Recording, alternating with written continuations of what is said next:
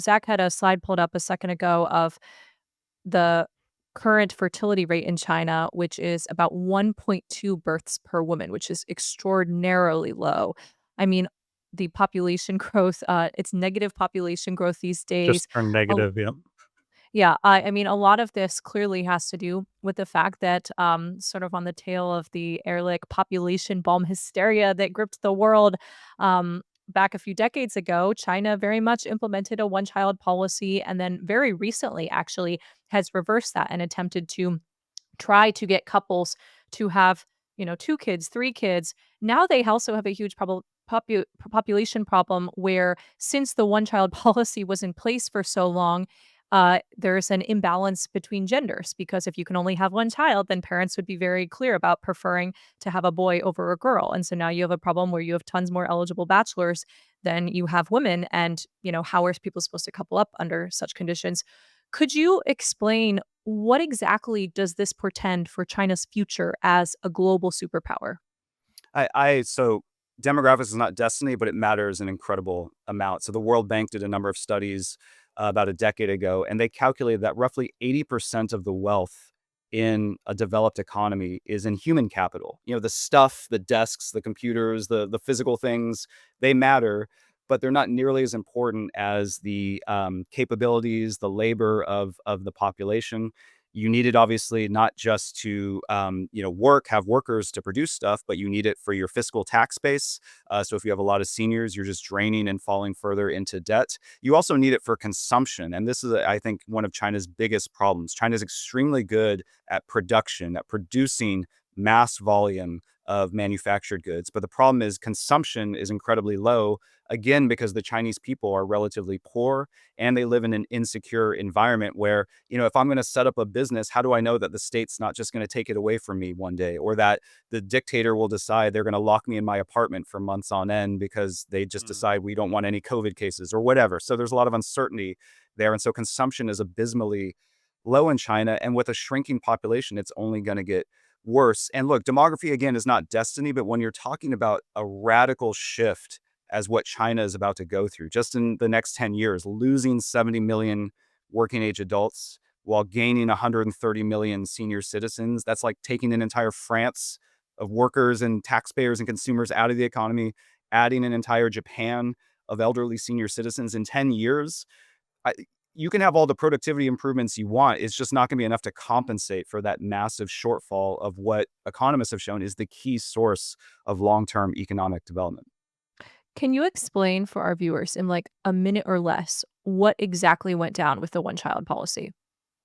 Yeah, so in the 50s and 60s, there was a big baby boom because Mao Zedong wanted to turn China into a superpower. China had been decimated by decades of World War II and the Japanese brutality there, but also the Chinese Civil War.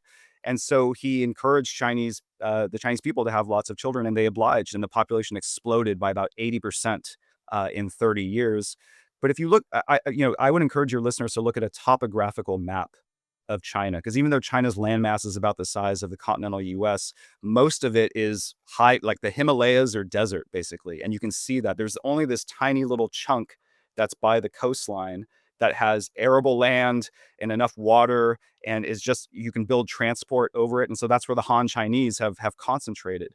And so the problem is there was massive overcrowding. You're in a poor country. And so the Chinese government, and I think probably influenced by Ehrlich and that whole population boom scare, implemented this draconian policy. And they really, I mean, they reaped massive benefits. I mean, demographers estimate that at least 25% of China's rapid growth over the last 30 to 40 years was just because you had these people, these baby boomers coming into the prime of their working lives with relatively few children to take care of and relatively few elderly parents to take care of. But now they're paying the cost and flipping back on it. And so that's why you've seen the regime first move to a two-child policy and now to a three-child policy. And now they're just trying to do whatever they can pronatally, paying people. They're also re-upping these kind of old school, women's place in society, this more sort of chauvinistic view of how families should be run. I mean, they're trying basically everything to boost this. I think they also realize they're just going to have to turn to automation in the long run. But the problem is robots don't buy things, and so it doesn't solve their consumption problem. So it came out of a lot of that fear and the fact that China doesn't have a lot of resources relative to its population, but obviously it was taken way too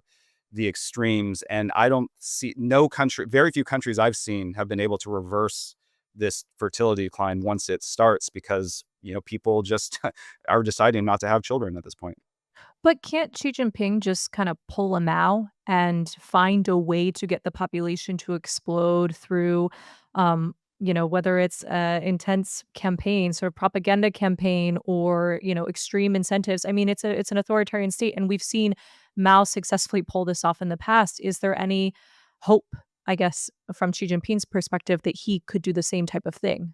So Mao did it when China was 90% peasants, I want to say, is like Mm. and when you're a peasant, children are free labor on the farm. So it makes a lot of sense. But now that China is highly urbanized, and just given the state of technology and just how expensive it is in China to raise children, in a lot of Chinese cities, you have to pay for high school.